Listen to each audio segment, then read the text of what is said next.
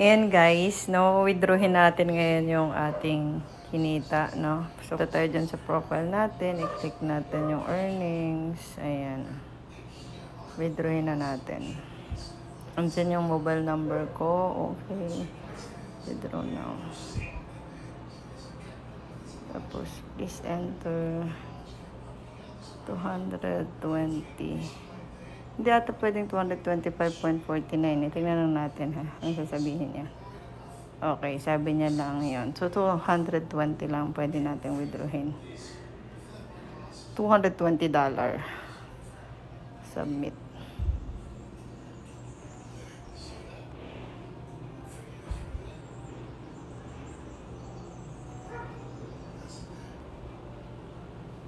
Okay, success. Ayan na naiwan, diba? So, message siya. Tingnan natin. Initiated. Yan. Details. Ayan. 12,100. Okay. Amount to receive is 12,100. Ayan. Ayan, dumating na po yung sweldo natin. Nandyan na siya. Digit. Ayan.